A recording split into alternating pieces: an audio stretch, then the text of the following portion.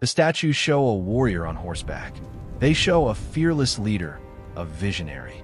They were built to be seen. But empires are not built from bronze. They are built from systems, cold, deliberate, invisible systems that most people never look at closely enough to understand. Genghis Khan did not simply conquer the known world. He engineered it. He used law, lineage, terror, and the bodies of millions of men and women as raw material. Not because he was a monster without a plan, but because he had a plan so complete, so mechanical, that it left almost nothing to chance. Not war, not reproduction, not even death.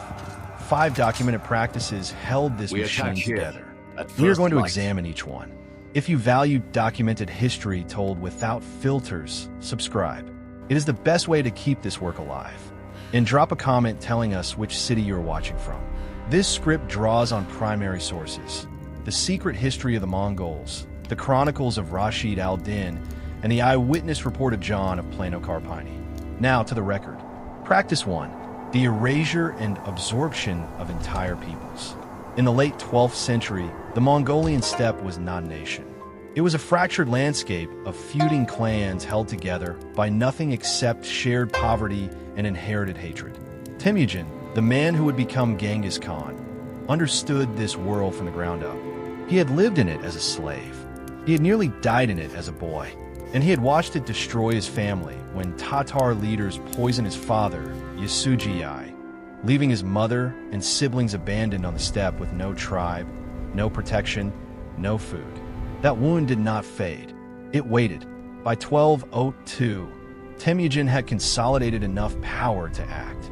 He cornered the remnants of the Tatar armies and issued a command that was recorded word for word in the secret history of the Mongols. Every Tatar, male, standing taller than the linchpin of a cartwheel, the iron pin at the wheel's axle, roughly 90 centimeters from the ground, was to be killed immediately. The measurement was not symbolic. It was functional. Boys below that height might still be useful. Men above, it were a future threat. Gone. The women were not killed. The women were taken. Temujin himself brought 2 Tatar noble women, Yasa and Isue, both sisters, into his personal household. His commanders claimed others. This was not impulse. It was architecture. Extinguish the male bloodline. Absorb the female one. The Tatars as a people ceased to exist within a single generation. Not because they were all killed, but because the survivors were folded into the Mongol identity and their name was never passed forward. The same logic was applied again and again. When Temujin finally destroyed the Merkits, the tribe that had once kidnapped his wife Borte and held her for months, he took their chief's wife, Sulan, into his own household. She became one of his most favored companions. The Merkits were gone. She remained. When the Karaite tribe fell in 1203, Temujin arranged the marriage of the Karaite leader's niece, Sorgatani Beki, to his youngest son Talyi. It was, in retrospect, one of the most consequential political decisions in Asian history. Sorgatani Beki was not merely absorbed. She rose. She gave birth to 4 sons, Monk, Kublai, Hulagu, and Eric Bok, and each of them became a ruler of a major division of the Mongol Empire. The woman taken as a spoil of war produced the dynasty that ruled Eurasia for a century. This was the first practice. Defeat, kill the men, absorb the women, claim the future. Practice 2. The Yasa, the law that no one was allowed to forget. In 1206, on the banks of the Onan River, a great assembly called a Kurultai declared Temujin the universal ruler of the steppe peoples. He was given a new name, Genghis Khan, and with this empire came its governing code. The Yasa was not posted in public squares. It was not read aloud to ordinary soldiers. It was a restricted body of decrees and precedents held by the Khan and his senior princes. But its reach was absolute, and its punishments were not hidden at all. They were carried out openly, quickly, and without exception. The sexual laws of the Yasa were among its most severe. Adultery carried a single penalty for both the man and the woman involved: death. The Persian historian Javani, who spent years writing within the Mongol court in Persia, confirmed this in detail. A man could maintain multiple wives and concubines under Mongol custom, but to touch the wife of another man was a capital offense with no path to appeal, no consideration of rank, no exception for wealth or status. Two unmarried people caught together faced the same end. This was not morality. It was logistics. A feud over a woman could fracture a unit. Jealousy was a distraction. The Yasa treated women as property, and it protected that property the same way it protected horses, with the threat of death for anyone who took what was not theirs. The death penalty extended far beyond sexual conduct. Desertion in battle, cowardice in the face of the enemy, theft of livestock, espionage, urinating into running water on campaign, washing clothes in a river during a march, failing to pick up something dropped by the soldier ahead of you on the road. These are not cruelties invented out of nowhere. They were solutions to problems that had destroyed armies before. Contaminated water brought disease. Undisciplined soldiers brought chaos. A man who left his unit brought collapse. The Yasa was the software running beneath the empire. It was what allowed tens of thousands of men from dozens of different languages and cultures to function as a single coordinated force across distances that broke every other military system of its era. Constant, certain, cold. The law did not negotiate. It simply was. Practice 3. The 4 Great Ordos. Power in the Mongol world was not only carried on horseback. It was housed, organized, and projected through the Khan's household. And that household was enormous. Genghis Khan's 4 senior wives each commanded what was known as an Ordo. The word means something between palace and camp. But neither of those translations fully captures what an Ordo actually was. It was a mobile state within a state, a self-governing, self-sustaining political entity that traveled with its own herds, its own staff, its own treasury, and its own networks of influence. Borte was the first and highest ranking. She had been with Temujin since before the empire existed, and her sons, Joki, Chagatai, Ogdi, and Talyui, were recognized as the primary heirs to the Mongol throne. After her came Tsulan of the Merkits, and then the 2 Tatar sisters, Yasuji and Isue. Each of these 4 women held a court that European visitors would have struggled to comprehend. They were not wives in any familiar domestic sense. They were sovereign administrators of their own portion of imperial wealth. The Persian vizier and historian Rashid al-Din, who documented the Mongol Ilkhanate from inside its court, described the scale of each Ordo's holdings. Independent territories, subject peoples, herds of horses, cattle, and sheep numbering in the tens of thousands. Each Ordo was an economic engine capable of sustaining itself entirely. Below the 4 senior wives came dozens of secondary wives, and below them, hundreds of concubines often grouped in structured units of 30 or 40. By the end of his life, it is estimated that Genghis Khan maintained roughly 500 women in his personal household. The administration of this system required a formal bureaucracy. Eunuchs captured from the refined courts of northern China and Persia were brought to the Mongol camps to serve as guards, administrators, and household managers. The women at the top were not passive figures in this structure. They sat on councils. They directed patronage. They placed their sons in positions of power. They competed with one another through influence, not violence. The Ordos were, above all else, the reproductive core of the empire. The succession of everything Genghis Khan built depended entirely on what happened inside those camps. The machine required heirs. The Ordos produced them. Practice 4. Levirate marriage, inheriting the household. Genghis Khan died in the summer of 1227. The empire passed to his 3rd son, Ogdi. But Ogdi did not inherit only the throne, the armies, and the storehouses. He also inherited a portion of his father's household. The women, the junior wives, the concubines not specifically assigned elsewhere. This was Levirate marriage. It was old. It existed across the steppe long before the Mongols unified it. But no one had ever practiced it at this scale, and no one had ever made it so clearly a mechanism of political consolidation.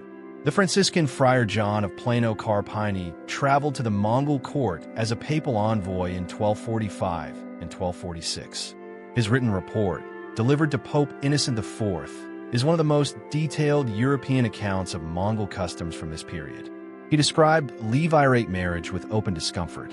A man, he wrote, may take as many wives as he can support, and after his father's death, a son may take all of his father's wives, except his own mother. That single exception was the only absolute prohibition. A man's biological mother was untouchable, but every other woman in his father's household was now, in principle, his to claim as part of the inheritance. This was not romance. It was property law. A senior wife came with her ordo, her herds, her political connections, and her children. A junior wife came with her retinue and her alliances. To allow those assets to leave the family upon a man's death, to let them dissolve or pass to other clans, would fragment the accumulated wealth of a generation.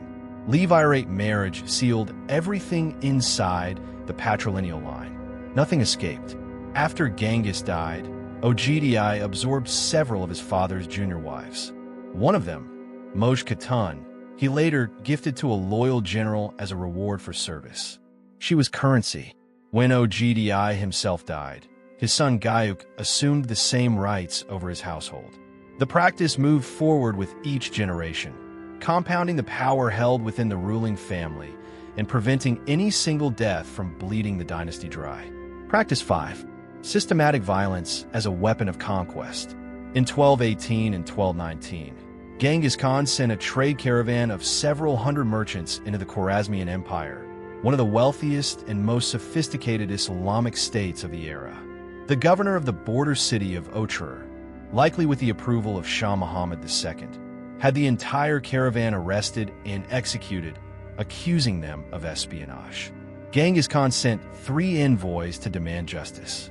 Muhammad had one of them killed. The other 2 were humiliated, their beards shaved, and sent back. What followed was not a war. It was an erasure. The Persian chroniclers Giovanni and Ibn al-Athir were alive when this happened. They gathered testimony from survivors. Their accounts are specific, repeated, and consistent across sources. When a city resisted and then fell, the pattern did not vary. The population was driven outside the walls and sorted. Skilled craftsmen, blacksmiths, engineers, weavers, scribes, physicians were separated first. They would be marched back to Mongolia to serve the empire. Young women and children deemed valuable were separated next, to be distributed among commanders and soldiers. What remained after those 2 groups were pulled away was the rest of the population. And then the killing began. At Bokhara, at Samarkand, at Merv, where Persian sources placed the dead in the hundreds of thousands. The city of Urgench resisted so completely that when it finally fell, the Mongols broke the dams controlling the Amu Darya River and flooded the ruins to guarantee that nothing rebuilt itself. And Nishaper, in April of 1221, the Khan's son-in-law Tokar had been killed by an arrow loose from the city's walls during an earlier siege. His wife, the Khan's own daughter, arrived with the final assault force and demanded a reckoning without exception. Giovanni records that to prevent anyone from hiding beneath the dead, everything within the city was killed. Every person, every animal. The skulls were stacked into separate pyramids, organized by the age and sex of the dead. The number recorded, more than 1 million, is almost certainly not precise. But its function in the chronicle is not arithmetic. It is testimony. This was not rage. Rage is inefficient.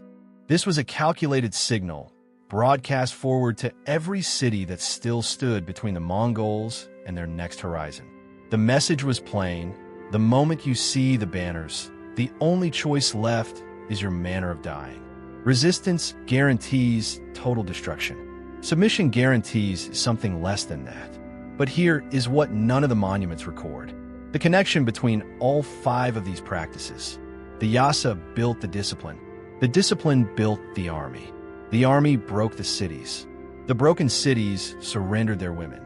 Those women were processed into the Ordos system and the households of the ruling elite. Those households produced the sons who inherited everything: the power, the wealth, the remaining women, through Levirate succession. And those sons conquered the next horizon and repeated the cycle. It It was not 5 separate practices. It was one machine turning. The cities of the Khwarezmian Empire were eventually rebuilt. The Yasa was never reconstructed after the empire fractured. Its text is gone. The great Ordos left no ruins because they were never built from stone. The steppe took them back, but the machine left something that stone could not hold and time could not erase. In 2003, a team of geneticists led by Chris Tyler Smith published a study in the American Journal of Human Genetics examining Y chromosome data collected from populations across Asia. They identified a specific genetic lineage, a Y chromosome marker passed from father to son, with almost no variation across hundreds of years. This single marker appeared in approximately 8% of all men living within the territory that once formed the Mongol Empire. Globally, the authors estimated that represented roughly half of 1% of every living man on Earth, approximately 16 million people. The statistical modeling traced the origin of this explosive lineage to a single individual, a common male ancestor who lived in Mongolia roughly 1,000 years ago. The paper could not attach a name to the data. Genetics does not work that way, but the authors were direct about the implications. Only one man in that specific time and that specific location had the combination of institutional power, the number of women integrated into his household, and the generational system to produce such a result. The evidence points to Genghis Khan and his male descendants. The chronicles faded. The palaces dissolved. But the consequence of the machine, written not in stone or ink, but in the cells of 16 million living men, is the last and most permanent entry in that ledger. An empire of land that lasted a century. An empire of blood that is still here. If these names and numbers deserve to stay in the record, be here when the next one is told. Tell me, if you had been inside one of those cities when the banners appeared on the horizon, what would you have done? Next time, a story so buried that the people who lived it were never meant to be remembered at all. Please like and subscribe.